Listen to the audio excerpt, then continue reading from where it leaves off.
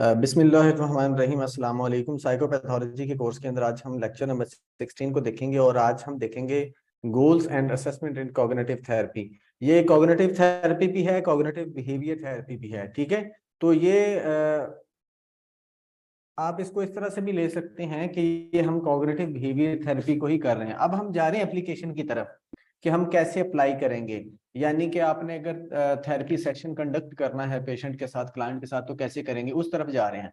अब हम देखेंगे जब कॉग्निटिव थेरेपी कर रहे होते हैं तो उसके गोल्स क्या होने चाहिए या क्या होते हैं, और फिर हम असेसमेंट कैसे करेंगे। आज आज का जो टॉपिक होगा या लेक्चर होगा उसके अंदर इन दोनों चीजों को हम डिस्कस करेंगे। तो ये कल जो हम डिस्टॉर्शंस की थी वो भी बहुत इंपॉर्टेंट थी। आज जो है, अब आप समझ लें, आप प्रैक्टिकलिटी की तरफ जा रहे हैं कि जब आपने थेरेपी देनी है या जब आपने सेशन लेना है तो किस तरह से लेना है। ठीक है, तो ये बाकी जितनी भी पीछे चीजें गुजर चुकी हैं उन सबसे इंपॉर्टेंट लेक्चर होगा, यानी कि यहाँ से, क्योंकि ये हम अब उस चीज की तरफ जा रहे हैं कि जब हम प्रैक्टिकल करेंगे तो कैसे करेंगे। ठीक है, आपको ये बात मैंने बारहा अपने लेक्चर्स में बोली है, बहुत दफा मैंने बताई है कि आप कोई भी काम कर रहे हैं ना एज अ साइकोलॉजिस्ट, खास तौर पर जब थेरेपी दे रहे हैं, सेशन ले रहे हैं, तो आपको आपने जो एक वर्ड बोलना है ना उसकी भी लॉजिक पता होनी चाहिए कि ये मैं वर्ड क्यों बोल रही हूँ या क्यों बोल रहा हूँ। ठीक है, आपने कोई टेक्निक अप्लाई करनी है तो आपको उसकी लॉजिक का पता होना चाहिए, उसके पीछे रीजन पता होनी चाहिए, उसके पीछे पूरा एक उसकी केमिस्ट्री होनी चाहिए कि ये मैं क्यों दे रही हूँ, ये टेक्निक में अप्लाई क्यों कर रही हूँ। ठीक है, तो ये अब वो पीछे हमने जो चीजें डिस्कस की हैं वो भी बहुत इंपॉर्टेंट है थेरेपी लेने के लिए या देने के लिए या सेशन लेने के लिए। अब हम प्रैक्टिकलिटी की तरफ आ गए हैं कि अगर हमने सेशन लेना है तो कैसे लेना है। ठीक है, आगे बढ़ते हैं और देखते हैं। इसको नाम है दिया है जी थ्योरी ऑफ कॉग्निटिव थेरेपी। ठीक है, कि कॉग्निटिव थेरेपी के अंदर बेसिकली क्या क्या चीजें होंगी उसको देखेंगे, डिस्कस करते हैं। What in what is characterized as a collaborative relationship, cognitive therapist work together with,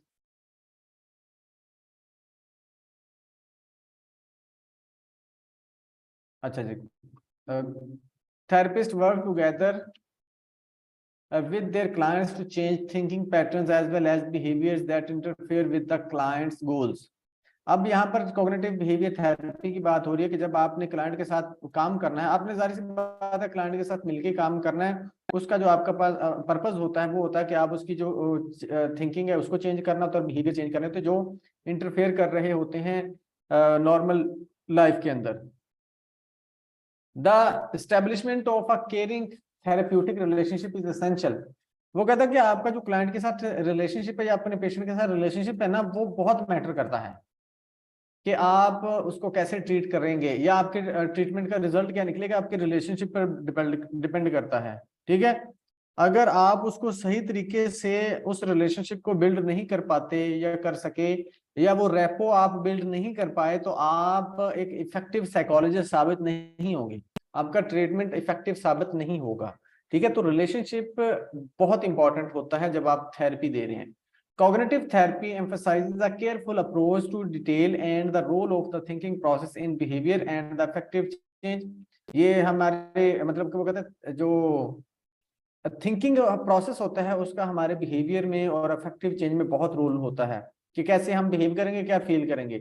in setting goals, अगर गोल की बात की जाए, cognitive therapists attend to faulty beliefs that interfere with individuals achieving their goals। अब जब goals की बात हो रही होती है कि गोल्स अचीव करने हैं या सेट करने हैं, तो अब उन गोल्स को जो प्रॉब्लम करेंगे ना, बिलीव्स, उनको देखते हैं। ठीक है, अगर कोई मकसद बनाया है या गोल बनाया है पेशेंट ने या आपने बनवाया है या कोई उसका,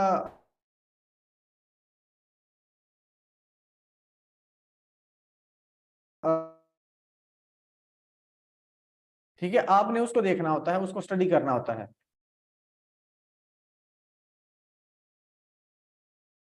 This is reflected in assessment methods that require individuals to monitor, log and indicate in a variety of ways their cognition, feelings and behaviors। इस चीज को आपने नोट करना होता है, रिकॉर्ड करना होता है, समझना होता है, खास तौर पर जब आप असेसमेंट कर रहे होते हैं। A characteristic of cognitive therapy is that the therapist and client collaborate to reach the patient's goal by using a format that allows for feedback and discussion of client progress. आपने client से कुछ goals achieve करवाने होते हैं, ठीक है, फिर ये वाले जो गोल्स अचीव करवाने हैं ये कोलैबोरेट करके हो रहे होते हैं, क्लाइंट का और पेशेंट का या थेरेपिस्ट का। Although therapeutic techniques used to bring about change include cognitive, affective, and behavioral elements, the cognitive approaches to changing automatic thoughts and cognitive schemas are emphasized here. वो कहता है कि अगरचे टेक्निक्स जो होती हैं यूज होती हैं चेंज लाने के लिए, ठीक है, चेंज बिहेवियर को या थॉट प्रोसेस को चेंज करने के लिए, the cognitive approaches to changing automatic thoughts and cognitive schemas are emphasized here. इन चीजों को यहाँ पर एम्फसाइज किया जाएगा या इन पर क्या किया जाता है, जोर दिया जाता है कि इनको इन पर फोकस किया जाए। अब गोल्स की बात कर लेते हैं। गोल्स ऑफ थेरेपी, थेरेपी के जो गोल्स, जो आपने थेरेपी देनी है या सेशन कंडक्ट करना है, जब आप खास तौर पर थेरेपी की बात कर रहे होते हैं तो उस वक्त उसके गोल्स जो आपने कैसे सेट करने या क्या होने चाहिए उसकी बात कर लेते हैं। The basic goal of cognitive therapy is to remove biases or distortions in thinking so that individuals may function more effectively। अब आपने थेरेपी देनी है, कॉग्निटिव थेरेपी या कॉग्निटिव बिहेवियर थेरेपी, ठीक है, उसके अंदर आपको पता होना चाहिए कि ये जो मैं थेरेपी देने लगी हूं इसका गोल क्या है, इसका मकसद क्या है, इसका पर्पज क्या है, ठीक है। पर्पज यहां पर उसने बता दिया है कि therapy is to remove biases और डिस्टॉर्शंस, ये गोल होता है आपका थेरेपी देने का, ठीक है, कि आपने जो बाइसेस हैं वो रिमूव करनी है, डिस्टॉर्शंस हैं उनको ठीक करना है जो कि उसके फंक्शनिंग में प्रॉब्लम क्रिएट कर रही हैं। Attention is paid to the way individual process information. अब आपने ये कैसे करना, आपने अटेंशन देनी होती है उसके इंफॉर्मेशन प्रोसेसिंग पर कि वो किस तरह से इंफॉर्मेशन को प्रोसेस करता है। विच में maintain feelings and behaviours that are not adaptive. अब उन फीलिंग्स की वजह से उस इंफॉर्मेशन प्रोसेसिंग जो एबनॉर्मली हो रही है, ना वो जो इंफॉर्मेशन प्रोसेसिंग, वही फिर क्या करते हैं, फीलिंग्स और बिहेवियर्स को मेंटेन करते हैं, उन फीलिंग्स और बिहेवियर्स को जो कि अडेप्टिव नहीं होते या वो जो नॉर्मल नहीं होती, ठीक है, आपने इस चीज को नोट करना है। Patients cognitive distortions are challenged. फिर आप क्या करते हो, पेशेंट की जो कॉग्निटिव डिस्टॉर्शंस होती हैं उसको चैलेंज करते हो, टेस्ट करते हो, डिस्कस करते हो to bring about more positive feeling, behaviours and thinking, ठीक है, उसको आप तमाम ये प्रोसीजर अप्लाई करके फिर उसको चेंज करते हो। To remove biases or distortions in thinking, therapists attend not just to automatic thoughts but also to the cognitive schemas that they represent। वो कहते हैं इसको रिमूव करने के लिए in thinking therapist attend not to, आपने फिर इसको रिमूव करने के लिए ना सिर्फ आपने थॉट्स पर काम करना है जो ऑटोमेटिक थॉट्स आ रही हैं, ठीक है, ना सिर्फ आपने इस पर काम करना है बल्कि आपने उसके जो स्कीमास बने हुए हैं उस पर भी काम करना है, उसके जो बिलीव्स बने हुए हैं उस पर भी काम करना है, ठीक है। अब यहाँ पर दोनों चीजें इकट्ठी होगी, ऑटोमेटिक थॉट्स भी इकट्ठी होगी और जो स्कीमास है वो भी इकट्ठे हो गए, यानी कि दोनों को आपने फोकस करना है। Thus changing cognitive schemas is an important goal of cognitive therapy। cognitive therapy के जो मोस्ट इंपॉर्टेंट या इंपॉर्टेंट पार्ट होता है वो है चेंजिंग कॉग्निटिव स्कीमास, ठीक है, ये गोल्स में से एक गोल है कि आपने उसके स्कीमा को चेंज करना था। Changing cognitive schemas can be done at 3 different levels. आप 3 तरह से ये कर सकते हैं जो स्कीमास हैं जो चेंज। सबसे पहले स्कीमा री इंटरप्रिटेशन।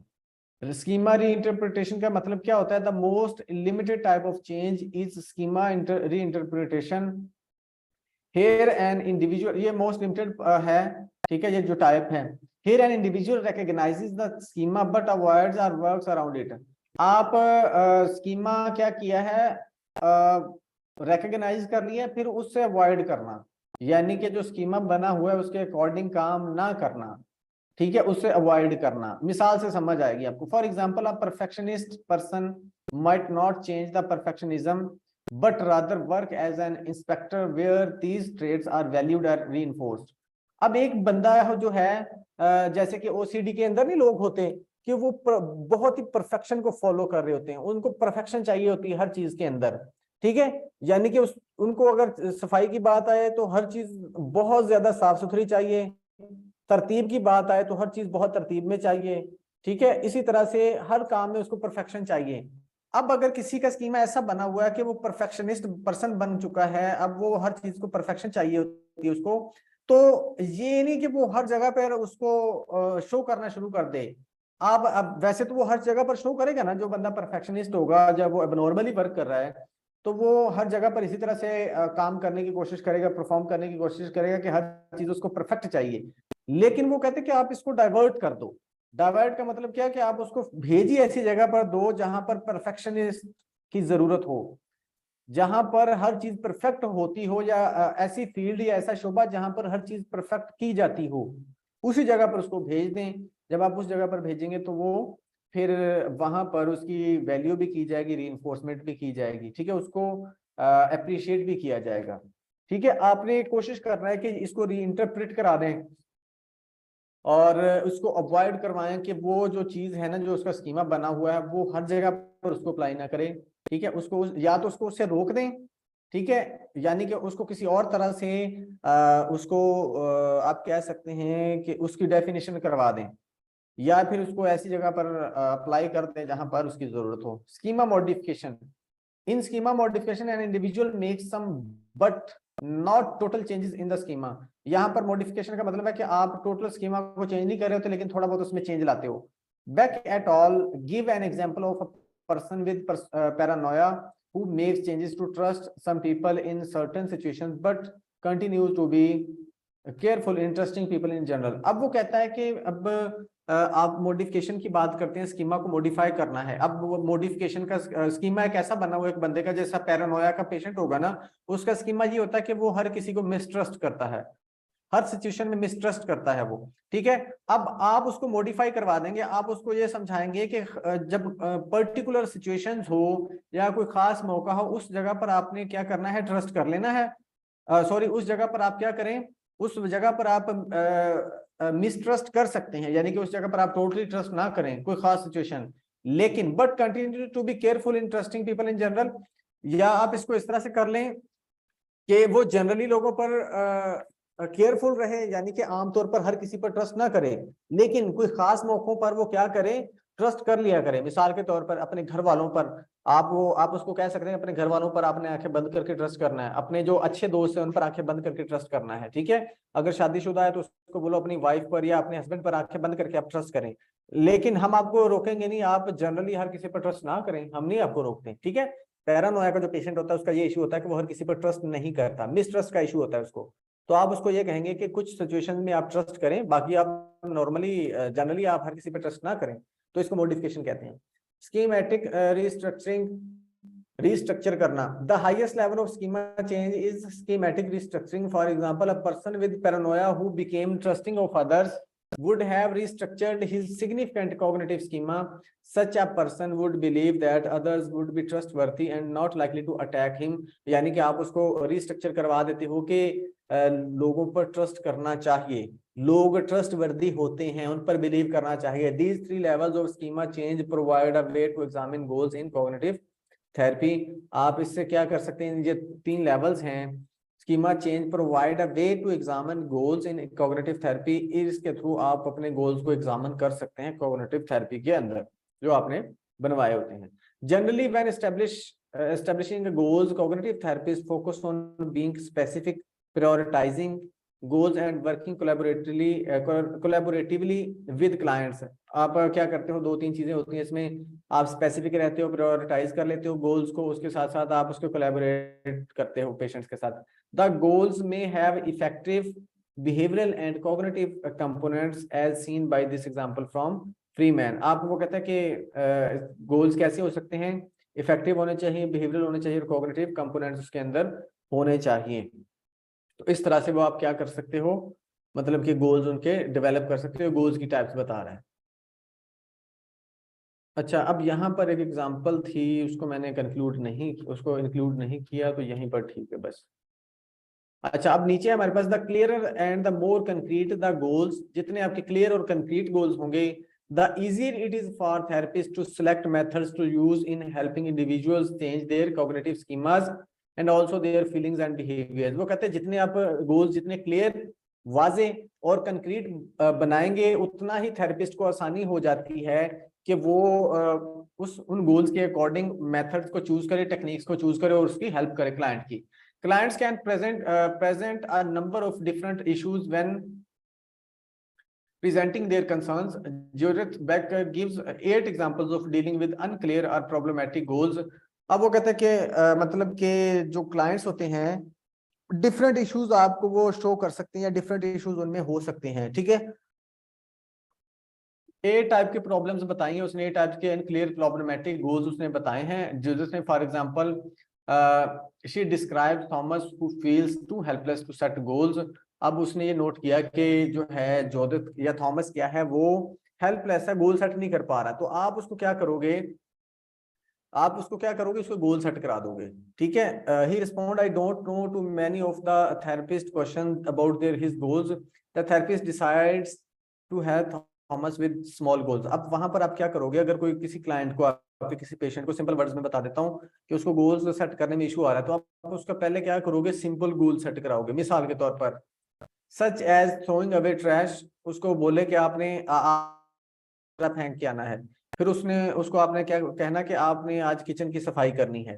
ठीक है, ये छोटे छोटे गोल उससे फुलफिल कराएं, उससे पूरे कराएं। These goal fit within a core belief that the therapist was able to ascertain after a few sessions that Thomas felt he was capable of very little and would fail at things that he tried. अब मतलब उससे क्या हो जाएगा, उसको पता चल जाएगा कि वो केपेबल है कुछ चीजों को करने का, जब उसके गोल आप फुलफिल करा लेते हो। ठीक है, और कुछ चीजों में वो कामयाब हो जाता है और कुछ में फेल हो जाता है। This brief example shows how cognitive therapist work specifically on goals. ये शो करता है कि कैसे एक थेरेपिस्ट ने गोल्स पर काम करना होता है। Seeing them in the context of cognitive schemas के अकॉर्डिंग। अब कुछ एग्जांपल्स हैं कैसे आप मतलब कि गोल सेट करा सकते हो। ठीक है, किसी चीज को लेके अगर आपने नेगेटिव सेल्फ टॉक को क्या करना है, चैलेंज करना है, नेगेटिव सेल्फ टॉक पे काम करना है, तो कैसे कर सकते हैं। Identify and challenge self critical thoughts and replace them with more balanced and realistic ones. पहले तो आप आइडेंटिफाई कराओगे जो सेल्फ टॉक या नेगेटिव सेल्फ टॉक वो करता है, उसको आइडेंटिफाई कराओ। ठीक है, फिर उसके बाद क्या करो, यानी कि ये स्पेसिफाई कर दिया हमने इसको। अब इसको measurable, keep a thought record to track instances of negative. अब इसको रिकॉर्ड में रखो, इसको नोट करो, क्या सोचते हो, क्या बात करते हो, कितनी दफा करते हो, कब कब करते हो। ठीक है, उसके बाद लास्ट हमारे पास है practice identifying negative thoughts. Practice करते रहे नेगेटिव थॉट्स को आइडेंटिफाई करने की। उसके बाद examine evidence for and against them. फिर उनके अगेंस्ट, उनके खिलाफ आप एविडेंस ढूंढें, उनके against, and develop alternative positive thoughts. फिर उसके जवाब में क्या करें, पॉजिटिव थॉट्स को क्या करें, डेवलप करें। ये आप बेसिकली अगर आपने किसी का इलाज करना है, ट्रीटमेंट करना है जो नेगेटिव सेल्फ टॉक करता है, तो ये उसका प्रोसेस होगा। पहले आइडेंटिफाई करवा लें, फिर उसको रिप्लेस करें, फिर आप नोट करें कि कैसे हो रही हैं चीजें। ठीक है, कितनी हो रही हैं, कब कब हो रही हैं, और and note the alternative thoughts. फिर आप मतलब कि जो नेगेटिव थॉट्स उसको भी नोट करेंगे, जो अल्टरनेटिव थॉट उसको भी नोट करेंगे।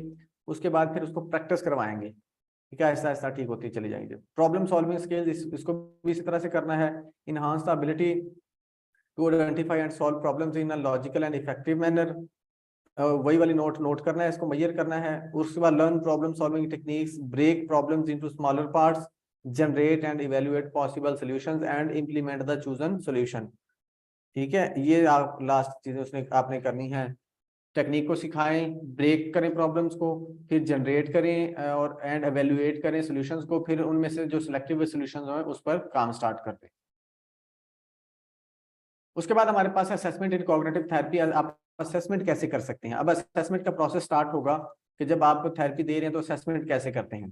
Careful attention is paid to assessment of client problems and cognitions both at the beginning of the therapy and throughout the entire process so that the therapist may clearly conceptualize and diagnose the client's problem। यानी कि आप उस पर attention देंगे, उसके problems को समझेंगे, cognition को समझेंगे, इस तरह से क्या करेंगे, आप उसको डायग्नोज करने की कोशिश करते हैं। As assessment proceeds it focus not only on the client specific thoughts, feelings and behaviour but also on the effectiveness of therapeutic techniques as they affect these thoughts, feelings and behaviours. वो कहता है कि जैसे assessment proceed करती है ना, फिर ना सिर्फ आप उसकी जो स्पेसिफिक थॉट्स, फीलिंग और बिहेवियर्स पर फोकस करते हो, बल्कि आप जो टेक्निक अप्लाई कर रहे हो उसकी इफेक्टिवनेस को भी चेक कर रहे होते हो। ये नहीं कि आपने बस जो है टेक्निक अप्लाई कर दी, उसके बाद आपने देखा ही नहीं उसको, आपने बस ये अपने कार्रवाई पूरी कर दी, लो जी मैंने ये टेक्निक लगा दी। आपने ये भी देखना कि वो इफेक्टिव है भी या नहीं। Specific strategies for assessment have been devised for many different, यानी कि different disorders के लिए आप different इसकी techniques use करते हैं assessment की.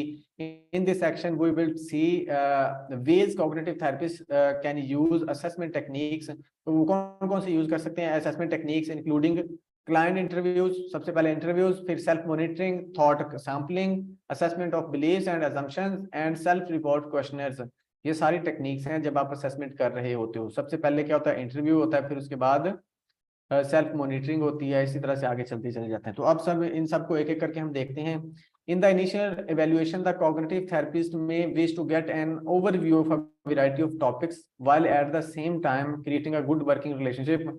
आपने पहले उसको क्या करना है, ओवरव्यू लें और उसके बाद उसके साथ अच्छा रिलेशनशिप बनाएं. The topics covered are similar to those assessed by many other therapists and include the presenting problem, developmental history. अब कौन कौन से टॉपिक हैं, मतलब आपने प्रॉब्लम के अकॉर्डिंग ही वो कहते चलना है, वो उसके अकॉर्डिंग ही आपने चीज़ों को डिस्कस करना है.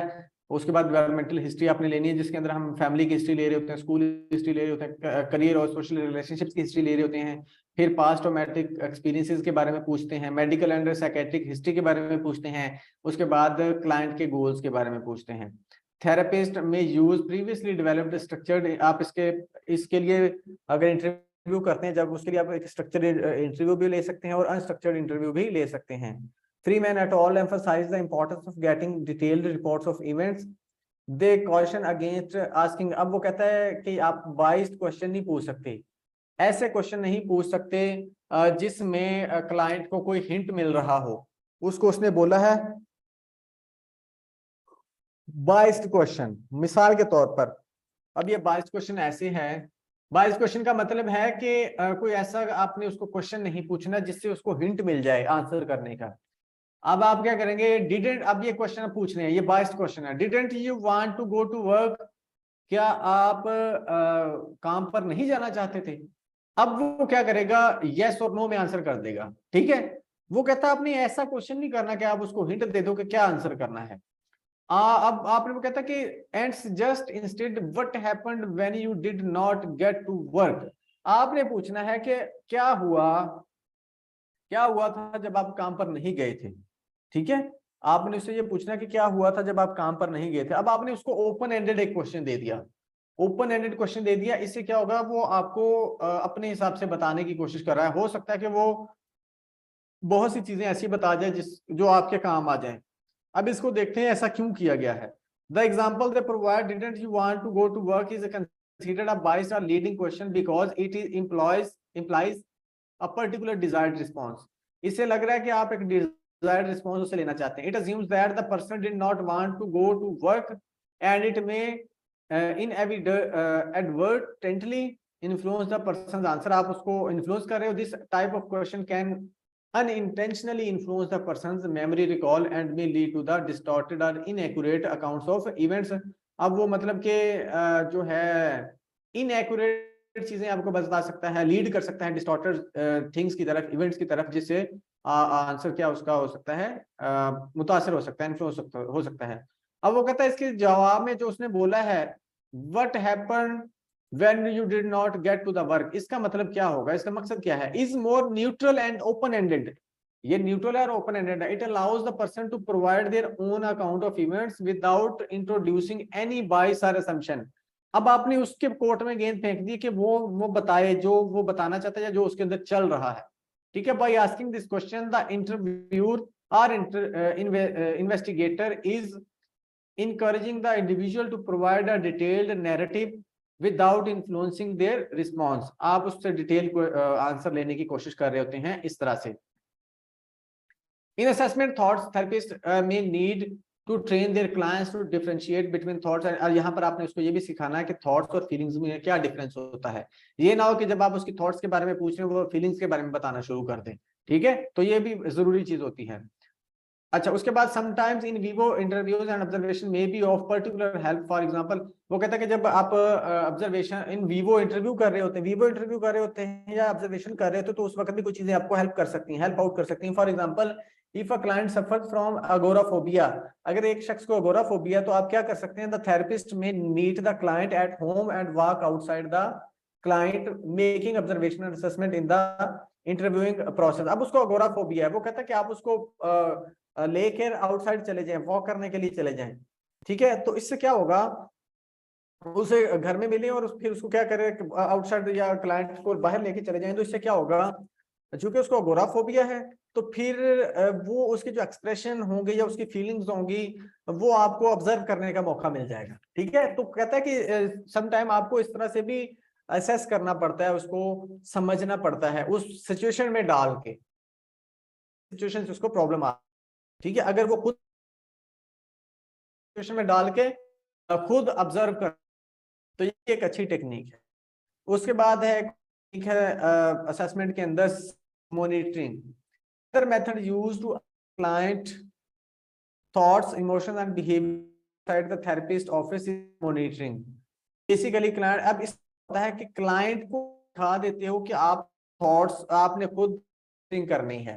सेल्फ मॉनिटरिंग होता है खुद की सोचों को, बिहेवियर करना, ऑब्जर्व करना, फिर उसको लिखना, फाइल बनाना, उसका रिकॉर्ड बनाने के बाद खुद भी, फिर आके क्लाइंट को भी, इसको बोलते हैं सेल्फ मॉनिटरिंग।